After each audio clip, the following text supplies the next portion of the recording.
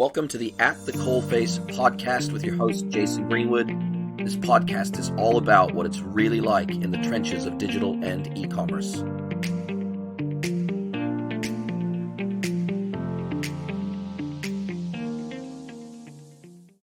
Hello, everybody, and welcome to another episode of the podcast. I've got a cracker lined up for you today.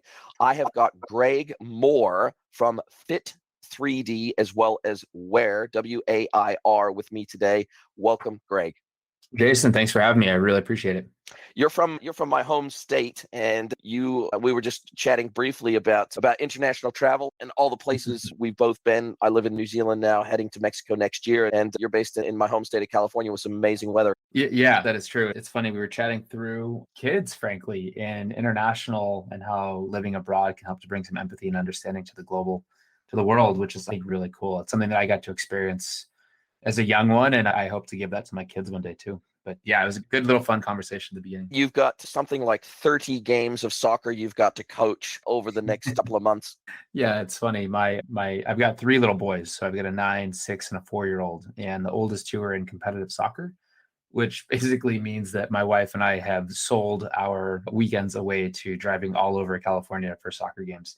And then I'm silly enough to coach them, right? I'm coaching both of their teams, which is nuts. But yeah, over the next 4 weeks, we have 30 games that we have to play between the 2 boys. So it's going to be just ridiculous. Wow. Sounds like fun. We don't have any kids, but sounds like absolute fun. But definitely they have roped you in good. They sure have, man. I posted a LinkedIn post. This guy made this snap. Was it Snapchat? I think it was a Snapchat. But anyway, made a snap of like this adult coaching kids soccer and all the stupid complexities of it. The guy's like throwing clipboards and stuff. I was like, yep, that was my weekend. You're like, I know how this works. I know how this feels. Totally. Nice. Look, before we get into what you're doing today, if we look back across the pantheon of your career, there's an element of duality to this. You're clearly a hardcore techie engineer, research engineer. You have this engineering, deep tech background, but you also have a very deep leadership background as well. Been on members of boards, been a strategic advisor. So you've got this kind of technical combined with leadership, combined with entrepreneurship background. So maybe talk us through a little bit about your background and how these two things came together and amalgamated as interests for you. Yeah, it's buckle up. It takes a bit of a twist and turn, but no, yeah. When I first came out of college, I came out as a computer engineer, and I came out with a background in computer vision and then distributed systems. And I went to a company called Sport Vision, and that was my first out of college. And this was back in 2004, so it's a little bit of time. And the first project I worked on there was inventing the pitch and hit ball tracking technology for Major League Baseball. And so heavy computer vision, heavy data science, physics modeling, and then looking at all like the UX layers on top of that, i.e. how do you use the data? And while technically it was a really, really challenging problem, the thing that I found the most exciting about it was the business side of the house, right? So how do you capture this data where you are the single source of information here? It doesn't exist anywhere else. And then manipulate it to create value out of it the value can be given back to teams and coaches and players and even the public, right? So it was a ton of fun, but really what it taught me is how to build technical solutions with very easy capture interfaces that essentially create a moat around what you're capturing, such that you can then create all of these alternative like businesses or product lines or service lines on top of this data set. And so it was a really fun time in my life. And then after that, after 8 years there, I started looking for kind of my future. What do I want to build? Because I created a lot of worth for another company. And then I really wanted to create that worth for something that I wanted to solve. And at the time, it was an interesting thing, but my mom was going through a weight loss plan, and she had struggled with weight for a majority of her life. Not crazy struggle, but not where she wants to be. And she finally hit this weight loss plan that really worked, right? It was nutrition, coaching, training, like all the really great stuff. And so during this process, her body would go through these really big changes where she would fit inside of her old body, and her weight would go down. And then all of a sudden she plateaued. Her weight just stayed the same. And so I was like, man, if somebody can work this hard and then see a plateau in their weight and then get demotivated enough to quit their plan, this is a really big problem.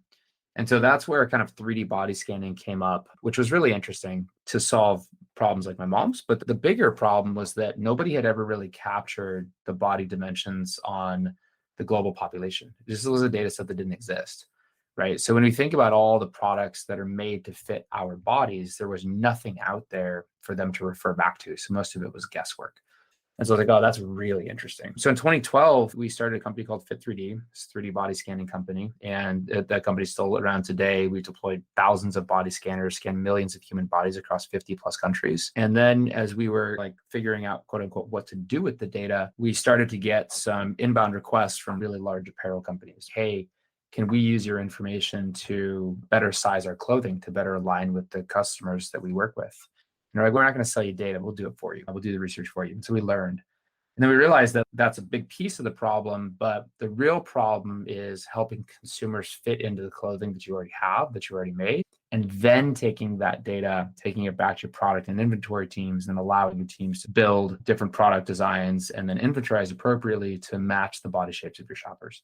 And so that's what led us to WAIR. So right now, WAIR still runs as a private company, or sorry, Fit3D still runs as a private brand as a part of Fit3D Incorporated. And it's still collecting data. It's still being used all over the world to track people's body shape changes. And then WAIR is the value add on top of that data source to provide services to the e-commerce world and help consumers get in the right fitting clothing. Like I said, I've been all over the place, learned a lot through that 20 years of experience there. As you mentioned, I sit on a lot of boards, very passionate about underprivileged education. So anything I can do to help that, I'm all in. And I love learning. I love teaching. I love just mentoring, right? Helping people not have to make the same mistakes that I made to get to where I am. Wow, what an amazing journey and an amazing story. And the Fit3D technology, you see on your bio here that it featured in the BBC weight loss documentary, The Twinstitute. I love the direction and I guess the path that this took to get to where you are today with WAIR. It started with a very large, very diverse data set, and then it evolved into the kind of the analytics and surfacing layer and usability layer afterwards with WAIR. And when you have such a diverse set of customers for the Fit3D technology, effectively not only using the data, but also supplying the data back to a central database through your cloud system, this creates a very, very significant data set that then provides a very genuine cross-section of society. The Fit3D customers are just, it reads like a list of who's who in the corporate world. Equinox, Crunch, Gold's Gym, F45, Virgin Active, Harvard Medical, UCSF, a lot of medical institutions, a lot of sports institutions, et cetera. And I can understand this makes sense, right? If you're an elite athlete or if you're into sport or if you're into weightlifting, bodybuilding, anything like that, it makes sense that you would want to track changes over time. It's almost like that concept of the mole map, right? So they take an image of your body, they look at all the moles all over your body, and then they track those over time to see whether one of those may be turning into something malignant. You're doing something quite similar with the body. You're saying, hey, here's your body in 3D. We're going to track these changes over time to try to connect the dots between maybe body composition and specific illnesses or disease, or whatever the case may be. But just in the process of doing that, you've also collected a very large database of body sizes and shapes. Yeah, I think you hit the nail on the head, right? Which is that traceability is really important. And if we're getting older, we're aging, our body's changing, we have specific goals that we want to hit, whether or not you're actually into sports, just your body's your first image that you put forward. So people pay a fair amount of attention to it when they want to. But there's no receipt, right? There's no, I can go stand in front of a mirror today, I can go stand there tomorrow, I can go stand there the next day, but I'm not really going to see any changes. But if I stand there in 6 months, I'm going to see changes. But I don't remember what I was like 6 months ago. And so where Fit3D was really interesting is that it created this like digital receipt that was timestamped. This is where your body, this is what your body looked like on this day. And you've done all sorts of programming and all sorts of nutrition stuff or rebalancing or posture, or maybe you've gone through surgical changes, right? Let's say you tore your ACL and your knee atrophied and your muscle atrophied. Like you want to be able to track that stuff. And then you have another scan, and then you can track the changes in that scan, right? So there's this built-in incentive for people to use Fit3D to continue to see how their body's changing over time. And it's been, man, the stories of the usage patterns are like, we had people that would track edema with it, right? We had pregnancies, people would track their pregnancies and their postpartum body shape changes. We have had, you name it, and we've tracked body shape changes through Fit3D. But again, it's building this just massive data set. I think it's 3 million strong. There's 1 million new users every year that are using Fit3D to then start tracking and changing their body. And so that data set is just, it's huge. It's massive. It's by far the biggest in the world, I think by 20 to 30x. So it is the digital catalog of the human population. And I guess then that data set helps to inform the UX layer that you've created for WAIR, because you've seen all these dynamic changes of sex and gender and different parts of the body, the legs, the thighs, the chest, the arms, the neck, all those things really come down to, hey, how can we create, and I'm looking at your experience, I've never used the word technology before, but you've got a really amazing demo on your website about what the user interface can look like. Now, presumably this can be customized for the brand, but just the demo you're showing there is pretty phenomenal in the sense that it looks like it's maybe a JavaScript driven widget or something like that, but it effectively has the quiz commerce interface where you put in a very small amount of detail about yourself. You put in like your height, your weight, your age. You put in like a rough description of your body type, of your waist type, of your stomach type, etc. And then basically you spit back a recommendation of the fit type for you for that particular product. And not only, I would imagine that this serves multiple purposes. A, it provides a much richer, much more engaging product experience for the customer, and it makes them feel more confident that they're going to be buying something that fits for them. Therefore, they're going to convert at a much, much higher rate. But also secondarily, particularly in the e-commerce sphere, it feels like this is going to dramatically reduce returns of ill-fitting product, which we all know in e-commerce, returns are the thing that absolutely kill unit economics and profitability in e-commerce. So it feels like it was designed very specifically to plug multiple gaps at one time. Yeah, it's funny. There's a lot to unpack there, right? So first and foremost is like the how it works and how many cycles we spent on optimizing it for the e-commerce flow. And I don't think that comes across as detailed as it actually was. But what allowed us to do this is our ability to predict body dimensions. And so what I mean by that is when we started capturing all those data points, all the Fit3D data points, right? One thing that was really unique about what we built is that we built a cloud service. So in order to look at your data, you had to go to fit3d.com, you had to log into your account, and that's how you viewed your data. It wasn't just a paper report or anything like that. And that gave us the ability to ask those consumers questions. And so we would ask them everything from, hey, can you take a picture of your body? We'd ask them the same questions that you saw on the WAIR interface about their chest and their waist and their hips. We'd ask them if they had different fit problems with their clothing in different areas of the body, right? We'd ask them what their favorite color was. Do you like blue or red or purple? So we could ask any question that we wanted. And now what was really unique about what that allowed us to do is we can then build this AI mapping where we can take all of that input and figure out what correlated with the bodies of the people that we scan. And because each scan has over 400 different measurements on it. And so when we're doing this, at first it was funny because we built up into the hype where we're like, oh, we're going to create a mobile scanning solution where you take a picture of your body. And then from there, we're going to predict out some measurements. And so we had all the data, the algorithms were great. And we tried to launch something like this into the world. And I think our completion rate was like 0.3%, right? We had a bunch of people download it. Nobody ever did it. And that's just because there's too much friction. And so we're like, okay, that's not the right way to do it, right? Now, and we patented that and whatever else, we're sitting high and mighty, we're super pumped on it. But we just literally shelved it. We just put it on the shelf. We're like, okay, it has to be a quiz. So how can we ask somebody the least amount of questions and get the most amount of accuracy when we predict their bodies? And so that's the flow that you see on the website right now, right? But so like, even back from the very beginning, it was all about the fact that we need to build products and solutions that are specifically built to solve the problem that we're trying to solve and no more, right? We don't need to ask you a million questions. We don't need you to take pictures. We need this experience to be seamless.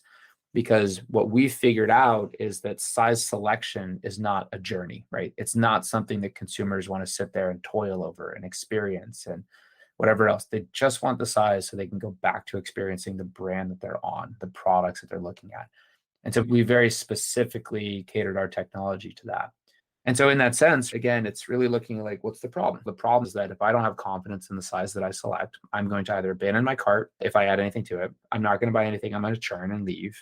Or I'm going to bracket. I'm going to buy 2 to 3 different products of the same product ID, but just different sizes, right? All of those are bad for shoppers and they're bad for the retailers. And so the question we asked ourselves is, what's the easiest and fastest way to help this consumer never have to think about sizing again, right? Can they go through this 3-second quiz and then we can recommend the best fitting products and the best fitting sizes on every product that they'd ever look at on your site?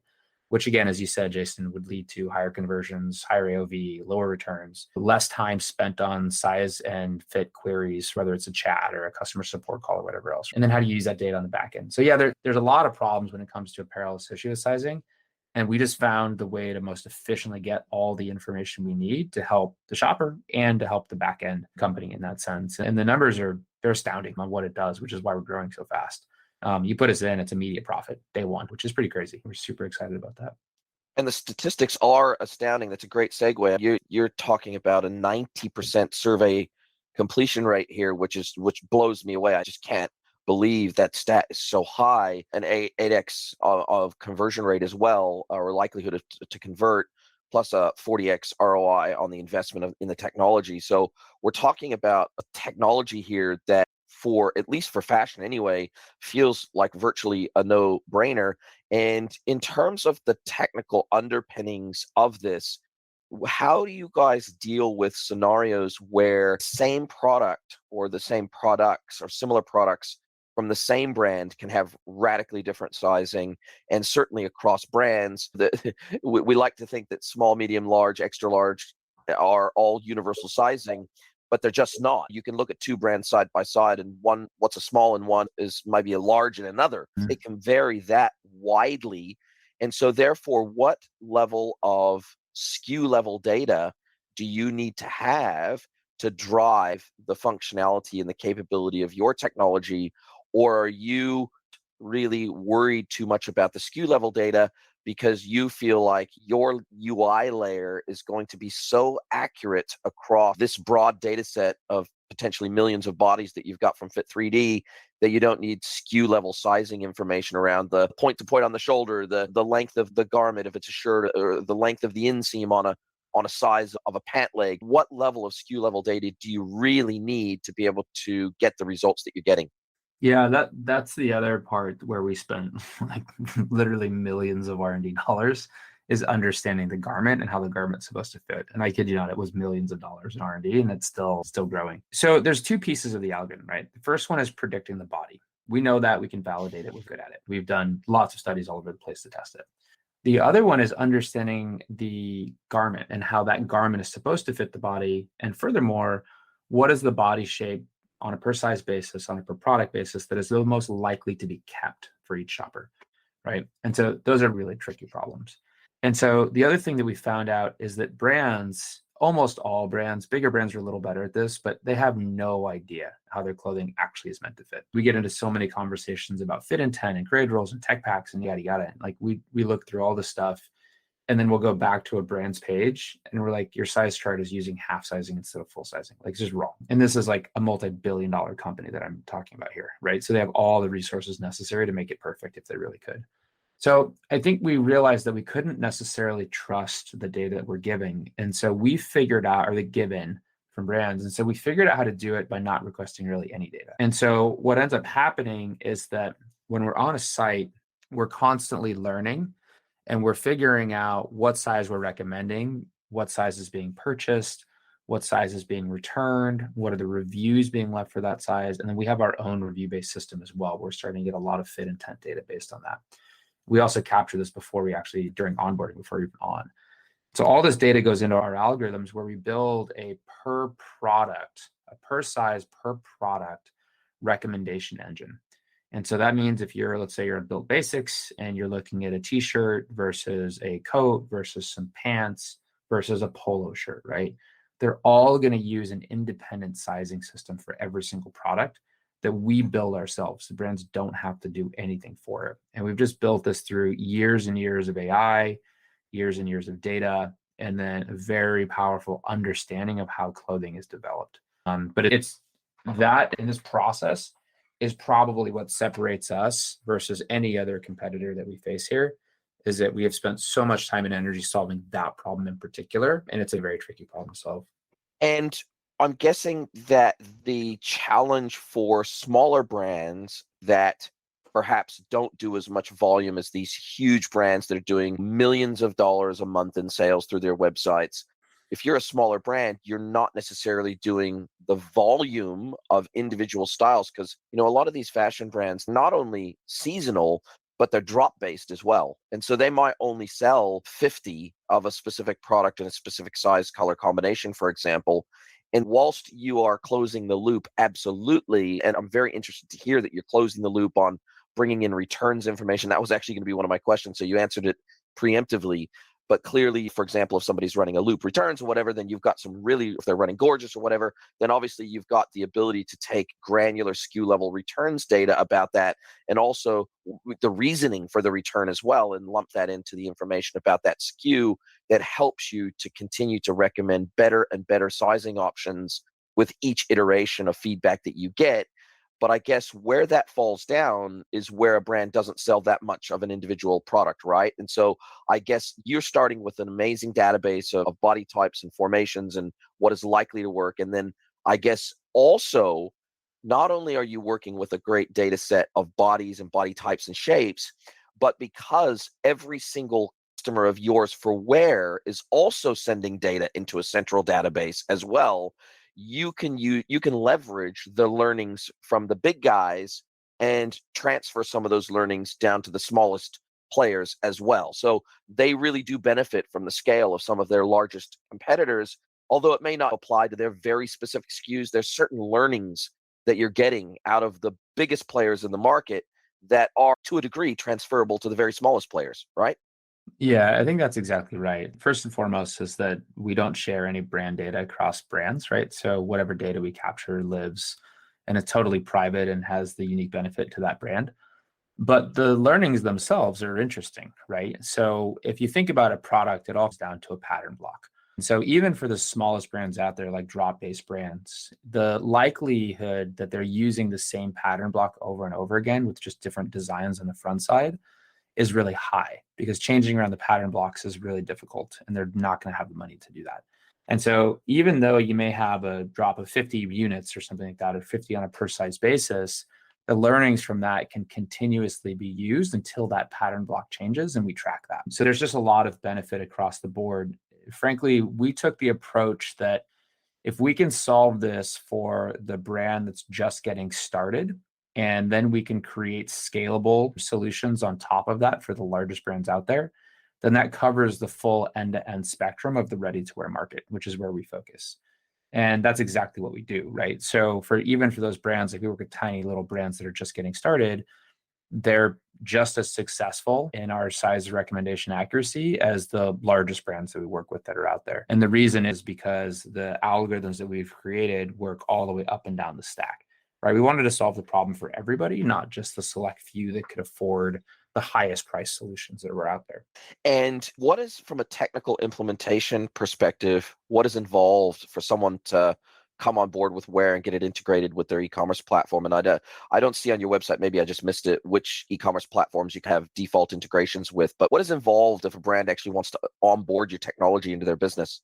Yeah, it's a good question. So we have a native Shopify app, which is first and foremost, and then we work with BigCommerce, Magento 2, and then we've got a couple custom like SAP-backed enterprise customers. And so one, we can build the integrations wherever. It's just JavaScript. And then the most tricky part about that, if we don't have the unique integration, is doing the product feeds and the order feeds, which is generally just order syncing. In terms of the integration, I'll just focus on Shopify for now, because I'm assuming that's the vast majority of the listeners. But in Shopify, you're literally going to click a button that says install WAIR. You're then going to click a button that says I approve charges. And then you're going to click a button saying I approve the app extension. So I'm going to call that 3 minutes of time. Afterwards, what's going to happen is our app's then installed in the store. We're going to synchronize with your product feed, your order feed, and you can pass us over any of your returns or reviews information through API access. You'll work directly with a customer success manager on our team.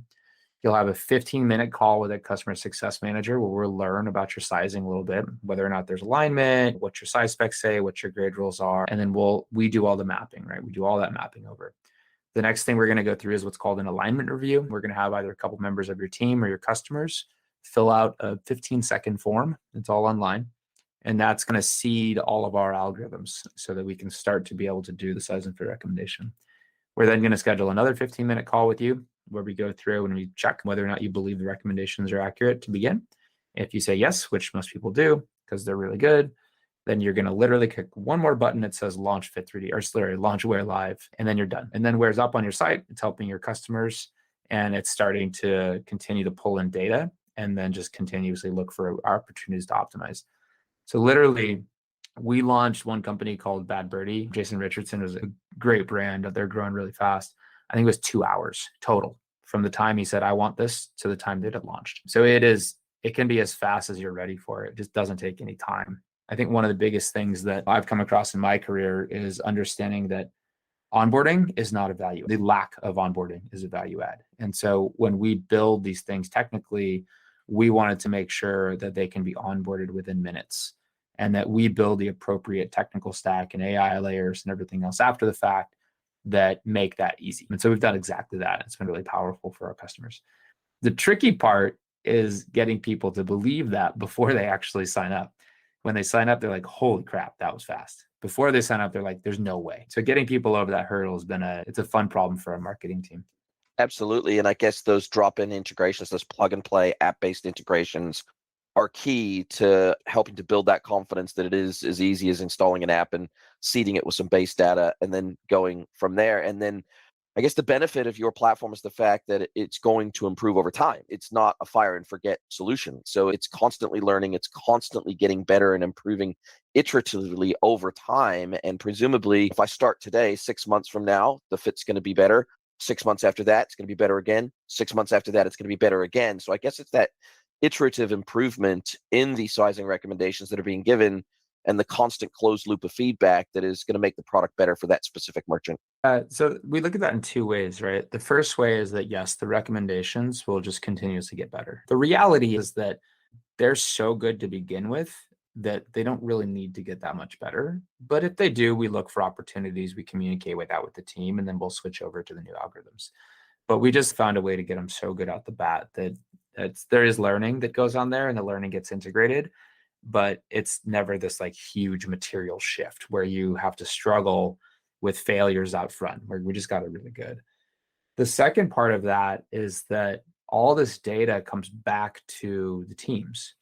And so, for example, like, we don't just work with e-commerce teams, right? We work with the product design team. We help them understand the body dimensions of shoppers that are buying and keeping their products on a per product, per size basis versus those that are buying and returning their products. We help them understand people that are shopping for their products, those body shape dimensions, versus those that are buying their products, right? We help them lean into size run ratios on a per product basis, regardless of stock out walls. And so when you're looking at this data, like, we have this really amazing insights dashboard that operating teams will sign up for, and they continuously get this feed of information to help them make more efficient decisions. And so part of the beauty here is that, yes, we're constantly learning, but we're also constantly inviting the brand to just simply be better. And when they make changes to their product lines based on what we suggest, then we are automatically upgraded and updated to that new sizing recommendation engine, right? Because we were a part of building it. And so there's just this like constant cycle where brands will lean into us, not just as a size recommendation tool, but as an entire sizing engine for the brand. So anything that has to do with sizing, we are just the center point of that for all of our customers. They've never had a consultant like that, right? It's just not something that people have ever done efficiently.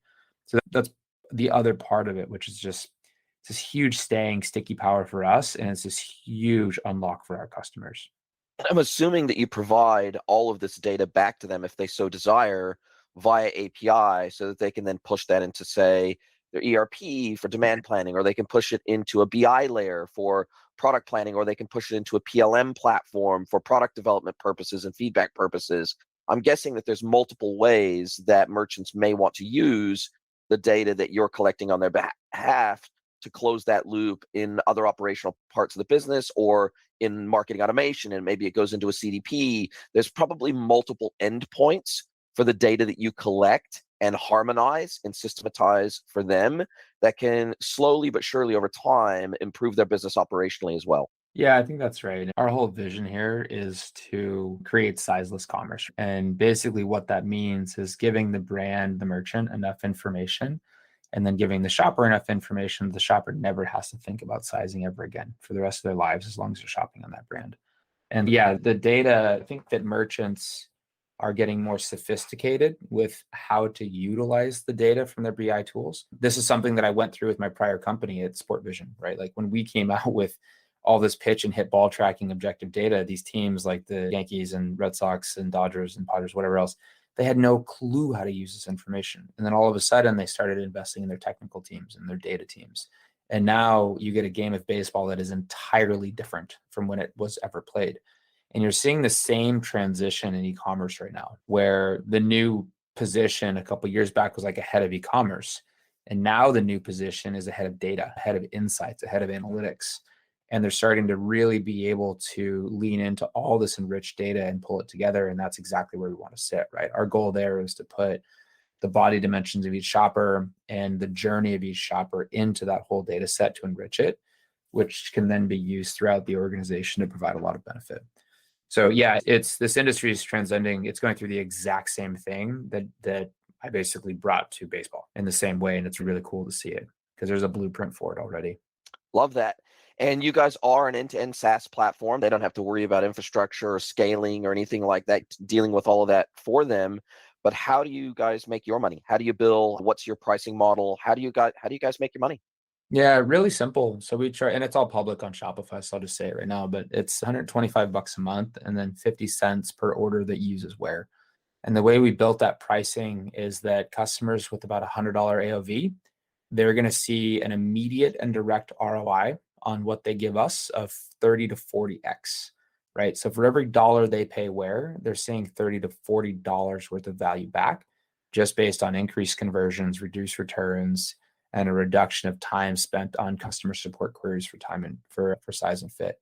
So we track all of this. It's tracked across millions and millions of users every single month, and those numbers have stayed true. And that's why our pricing, it's really easy and there's immediate ROI. You pop us up, we're kicking you back profit, period.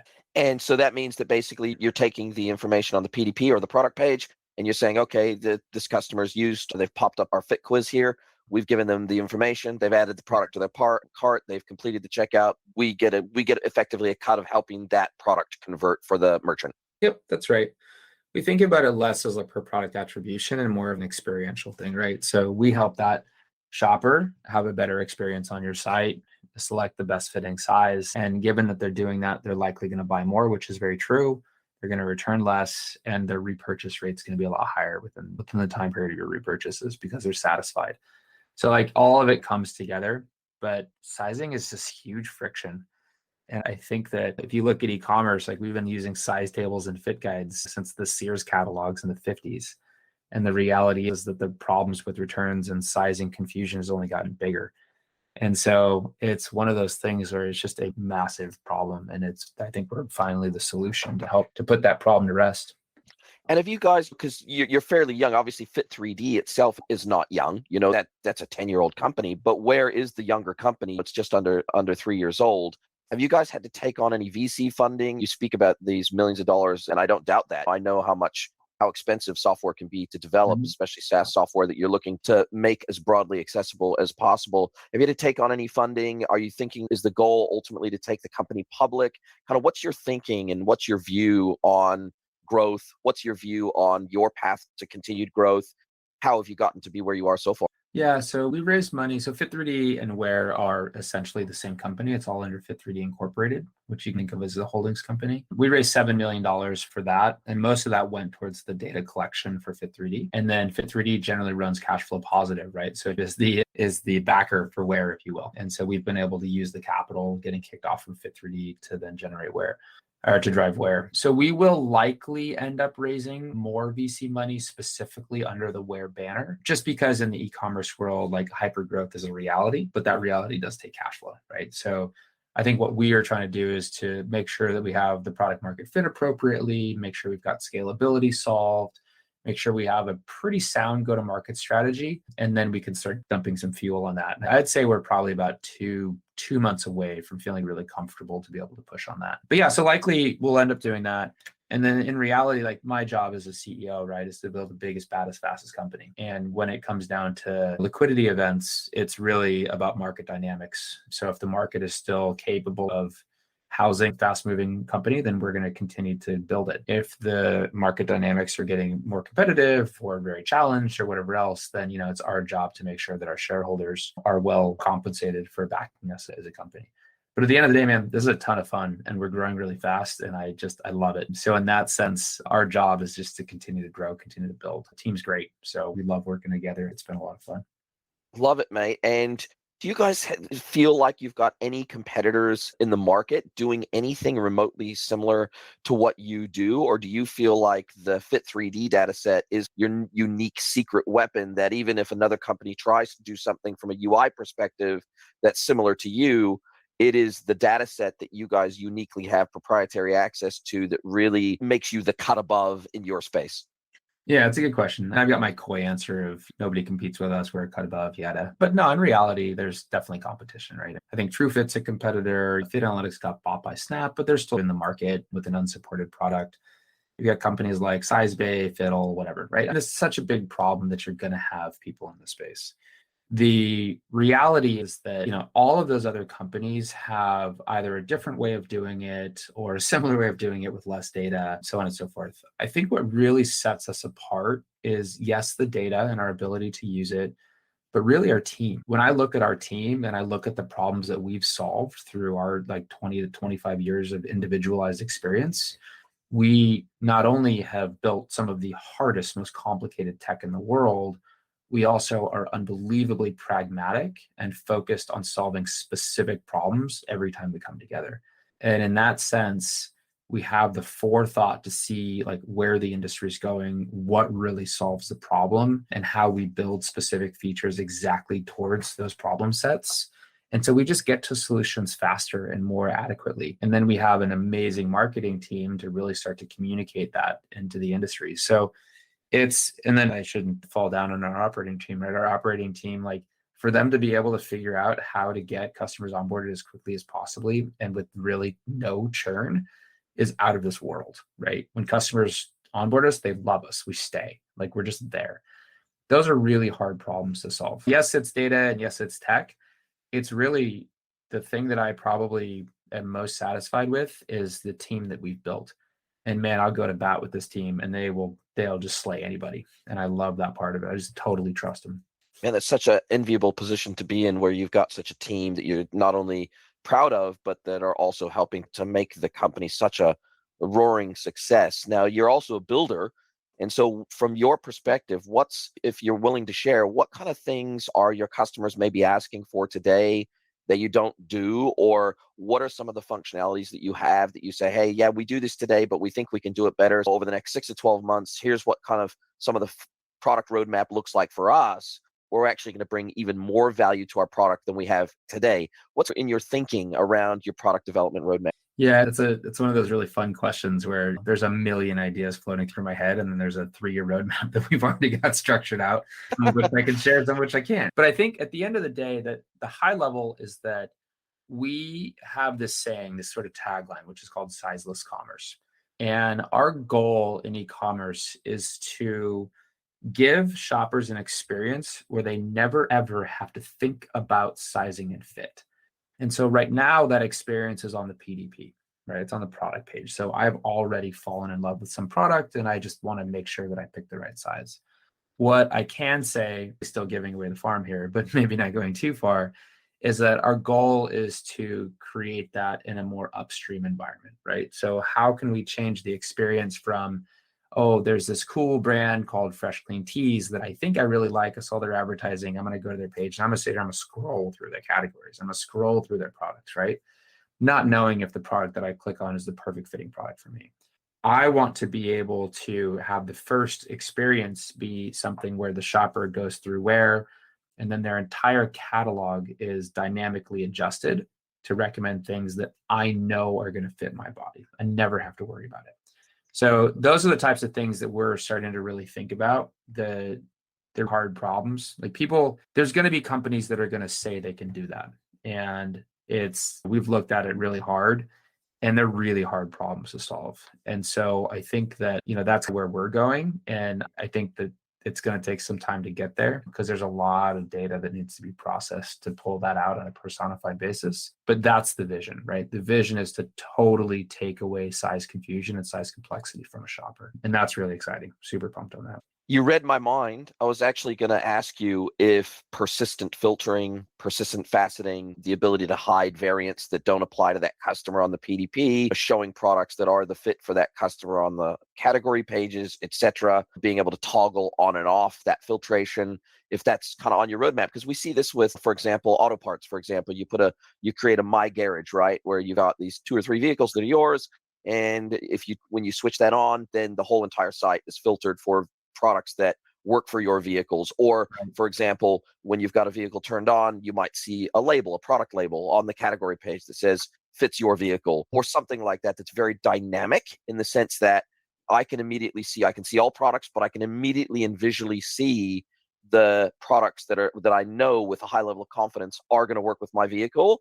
And even from a merchandising perspective, those can be shown at the top of a category, for example, and all the other products that don't necessarily fit that vehicle at the time shown below those. So there's a lot of really clever merchandising capabilities, I think, that go along with persistence of this customer data, this fit data, particularly if they provide that information at first entry to the site. And so it makes sense. Like, this feels like a very natural evolution of your technology and how the customer experiences and works with that technology. Yeah, totally. I think merchandising wraps it up pretty well, right? But at the end of the day, I think you hit the nail on the head, which is that why should I be shown a product that I know I'm going to be dissatisfied with because of fit and preference? And that's just taking up space. You wouldn't, if you created a showroom for me personally, you wouldn't have put that in the showroom. So why allow me to see it on your site? That's just going to cause friction. So I think that's exactly right. Taking what we're creating and getting it more into the merchandising realm is really the direction. That's the initial direction. And then there's probably 5 or 6 things that I can't talk about that are also super exciting just because they're in heavy R&D right now.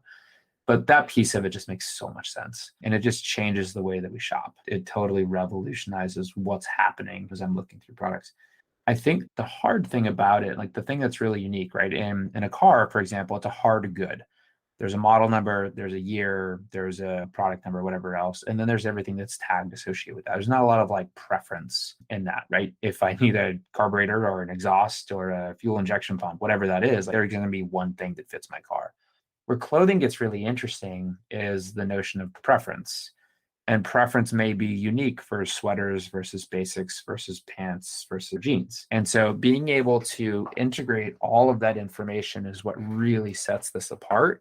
And is also why I say that you're probably going to see some sort of flash in the pan solutions in this space, but they're not nearly going to be the required solution to create your own showroom. That is a far more complicated problem, but really exciting nonetheless. And I think there's so much here. There's so much space in this world. And that's what really gets us excited. That's what gets us super, super pumped every day. And I guess what you can also add, and again, this may be part of that secret squirrel skunkworks stuff that you're working on, but I noticed that you asked specifically, okay, what does your seat look like? What do you pick from 3? What does your seat look like? What does your chest look like? What does your stomach look like from these photos? But what is the one that most closely matches your size, your body type, your shape, right? And then therefore you're taking all that information, you're making a recommendation of something that's going to fit them the best. But you're right. I think best fit is different for everyone. And for example, my wife's brother, who is a bodybuilder, he wants things to look too tight, 2 sizes too small on him. He wants things that are super tight, super form-fitting, super just show all the effort that he puts in at the gym, right? Yeah. Where some other people, they might want to wear something more on the baggier side that kind of looks like a tent on them, because that's just like they focus on comfort. They focus on totally different things to what he focuses on. So I guess what you can add to this, and again, this may be secret skunkwork stuff, is what type of fit do you like? Do you like a tight fit? Do you like a loose fit? Do you like a comfort fit? And I guess that can start to come into these quote unquote customer attributes, because that's what they are. We're talking about customer attributes here that can be applied to a customer and can modify their specific journey based on the desired fit, right? Not necessarily based on the quote unquote perfect fit, but what is the type of fit you like that might be uniquely individual to you? Yeah, it's a really interesting subject, and that's part of the secret sauce, right? And I'll give a little bit of it away, but with most solutions like ours, they're going to actually ask the consumer what their fit preference is during the intake form. The reality is that when you do that, you're going to see a higher rate of abandonment. And you're also going to see a higher rate of confusion, and you'll see a higher rate of playability, i.e., I'm going to go back and play with that little fit preference filter to see if it changes my size. The problem with all of that is you're not actually helping the consumer understand anything. And so one of the unique things is when we ask for information. And so we don't include that question in that quiz very specifically because we've tested it and it actually does more harm than good. But there are different places to include that question in the shopper's journey where you can start to learn from that information, but it doesn't need to be during the size selection experience. And that's a big piece of the uniqueness in how we think about things, is that a shopper's journey is not just the single time they pop up our stuff, but how do we collect that information in different ways? And so that, again, there's just a lot more than meets the eye there. But the biggest thing with us is that, again, because Fit3D is just a cash positive business, it gives us the ability to hypothesize and to test these things, whereas our competitors have to go to market and create the cash flow to keep the business running, right? We can basically lose money while we're learning because we have the backing of our holdings company to do so. And then when we put something to market, it has gone through all of those iterations where we know beyond a shadow of a doubt that there is success in this path. And so it's again, really unique ability in that sense to drive the product the way that we drive it. Love it, Greg. Love where you're headed with this. You are speaking exceptionally confidently about what you do, and it makes sense. You've got a track record of success across both of these divisions of the business, and it's really awesome to see. You don't look that old either, so you look very young. Maybe it's your kids keeping you young. I don't know, but certainly you have your finger on the pulse of where you're going as a business, and you've got a very clear vision for that. It's really awesome to see. Now, as we come down to the end of our time together, we're at the point where I turn the microphone over to you and I let you ask me one question, any question that you like. Doesn't have to be business related, but it certainly can be. What is your question for me, Greg, after this amazing time we've spent together? That's tricky, right? To bring it down to one. I think every part of me wants to ask the business question, which is, what do you see in the next 5 years of e-commerce? But that would be, you've probably answered that 100 times in your podcast. So the question I want to ask is, why Mexico? I think there's probably lots of reasons. I grew up in Southern California, so I had a lot of, as I was going through school and as I was going through my early working life, I had a lot of Mexican friends, and I've been to Mexico multiple times. Love the country. I love the people. I love the culture. I love the food. Food is really high up on the list. I love the architecture. I love the landscapes of the country as well. There's a lot of things going on there. And the cost of living also is, I wouldn't say it's the only thing, but certainly New Zealand being one of the most expensive countries in the world to live, it's painful for sure. And our inflation rate is through the roof, especially right now. And so I think there's lots of draw cards for Mexico, but certainly getting also back into North America, closer to where I guess some of the epicenters of commerce are happening, is an attractive point as well.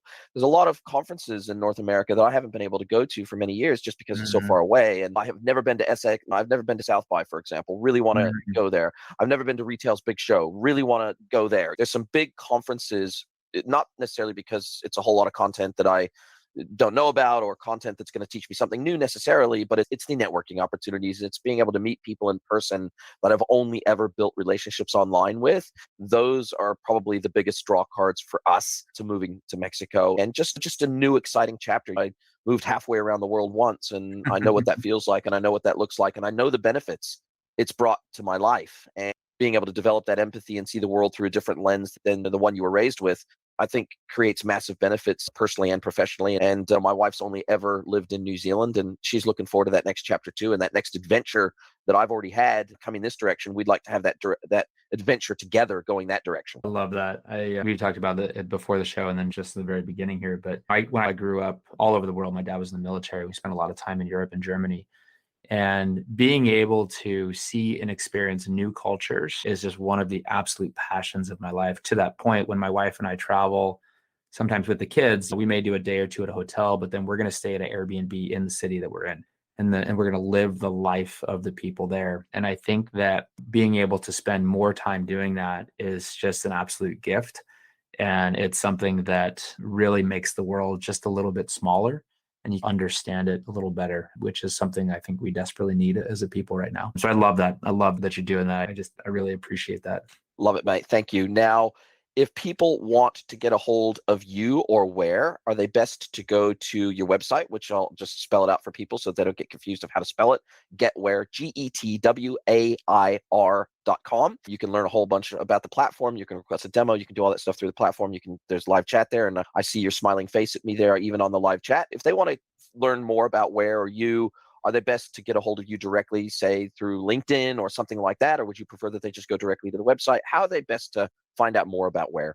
Yeah, so the website's a great source of information. If you want to look at some videos for demos and things, you can go to YouTube. We don't have a YouTube handle yet. We're on the list, but just go to YouTube and type in WAIR. You'll see us there. I'm very active on LinkedIn. That's my social network of choice for the business world. Just look up Greg Moore. You can look up WAIR or Fit3D. I'll pop up there. And I tend to communicate a lot through that. And then on Twitter, Greg_WAIR is another area where I spend a lot of time and kind of focus some time and energy. But yeah, more than anything, love chatting, love networking. So if you have any questions, comments, or anything that I can help with or be of service for, then just go ahead and reach out to me on those mediums, and I'd love to get back to you. Greg, thank you so much for your time. I really appreciate it. Love the concept of what you're building over at WAIR. Sounds super exciting. Sounds like your roadmap is really killer. I'd love to get you back on another 6, 12, 18 months and see how far WAIR has come in the meantime. But I wish you every success. It's really been awesome chatting with you. I really appreciate it. Awesome. Jason, the same for me, man. Really appreciate it. Thank you for your time. Look forward to keeping up on your move, how the consulting business adjusts to that. So really cool. And this is great. Thank you for all your amazing questions and your depth of knowledge there. That's pretty uncommon. So I appreciate having that level of conversation. Are you a merchant or software vendor that is focused on e-commerce or omnichannel? Then head over to greenwoodconsulting.net to see how we can help you scale your business.